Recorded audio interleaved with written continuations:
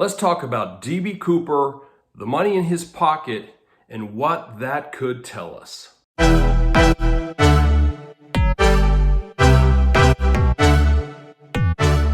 friends, how you doing? Eric Hewlett here today.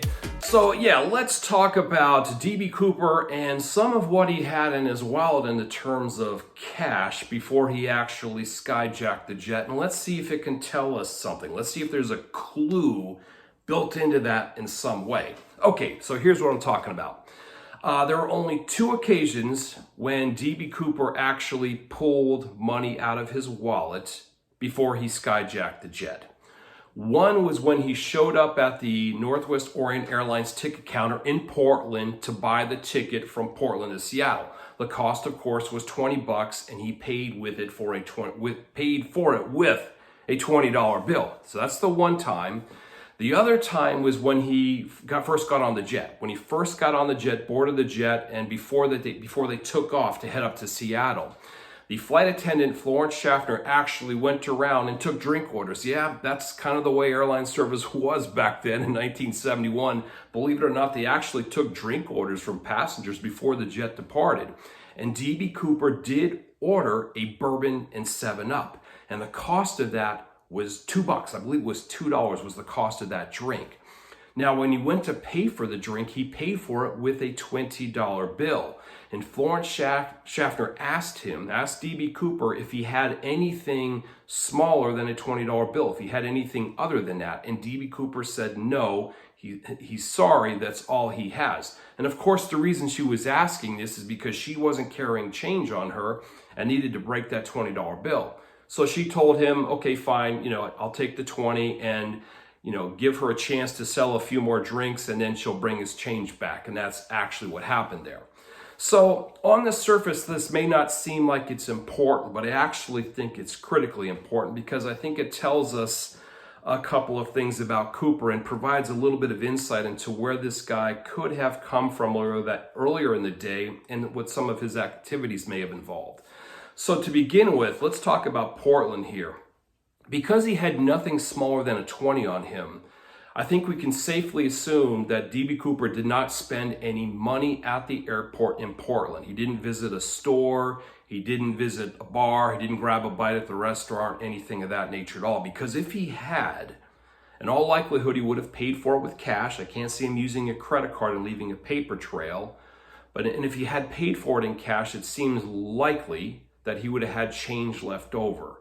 So obviously, apparently he didn't have change left over. So that's one thing that we can reasonably deduce from the fact that he didn't have any change on him. And to be sure, after the skyjacking was underway, the authorities actually did go around to restaurants, stores, things of that nature in the airport to see if anybody recognized Cooper. And they said, no, they didn't recognize Cooper.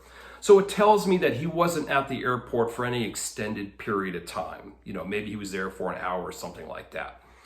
The other thing that's important here relates to how he got to Portland Airport. I believe firmly that D.B. Cooper flew in from somewhere earlier in that day, and I think in all likelihood it was from Seattle. I believe that D.B. Cooper caught a flight in Seattle, flew down to Portland earlier that day, only to turn right back around and fly back to Seattle for the purposes of skyjacking the jet. So I believe that D.B. Cooper's plan was to ultimately end his day where he started his day.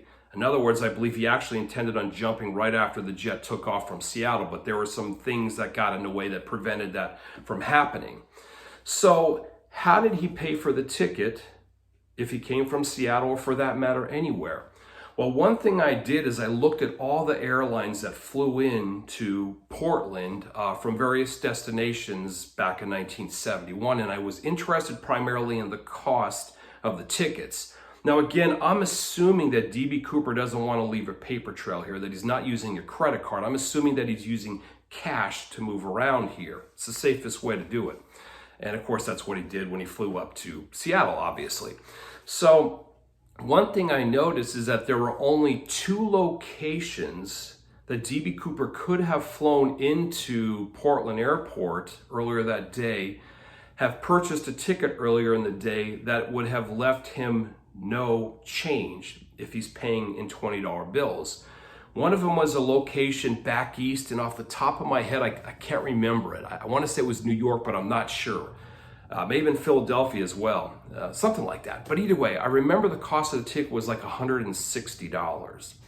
So if it's $160, yeah, it's theoretically possible that D.B. Cooper boarded a jet in, let's say, Philadelphia, pays for a $160 ticket with $20 bills, therefore leaving him no change, nothing smaller than a 20, then flies out to Portland. And then, of course, the rest is history as far as heading up to Seattle. So that is one possibility, but it seems unlikely to me for a number of reasons. The only other place that you could fly into to Portland that wouldn't have left any change was Seattle itself. The cost was also $20 if you fly from Seattle to Portland, just as it was $20 going from Portland to Seattle. Every other location, whether you're talking Salt Lake City, Los Angeles, Phoenix, Reno, Great Falls, Montana, whatever the case may happen to be, invariably the price of those tickets would have left them some change. Like maybe the price of the ticket was $17, maybe it was $26, maybe it was $33. I mean, those are the kind of airfares we were dealing with back then. And in every one of those other cases, there was an odd amount of change left over. So unless D.B. Cooper had exact change or paid with a credit card, which I don't see him doing, it seems likely that he would have had change left over.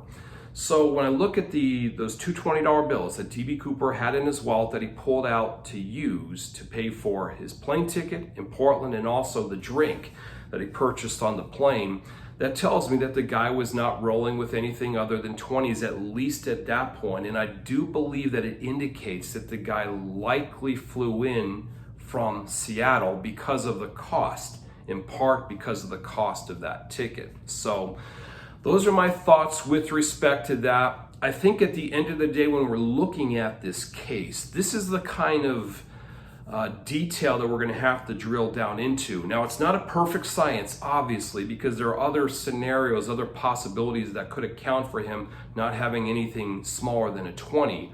But this is all we got to work with, folks. This is what we need to do. We need to look at these things and make some reasonable deductions and see where that points us. And given that I feel very passionately, very strongly about the fact that D.B. Cooper actually started his day in Seattle for a number of other reasons, and the fact that the change that he had in his wallet seems to support that, I think it's definitely something worth considering. Okay, folks, that's it for today. Of course, if you have any comments or questions, feel free to shoot me an email. I appreciate those emails at eric@ericbulis.com. And until next time, cheers.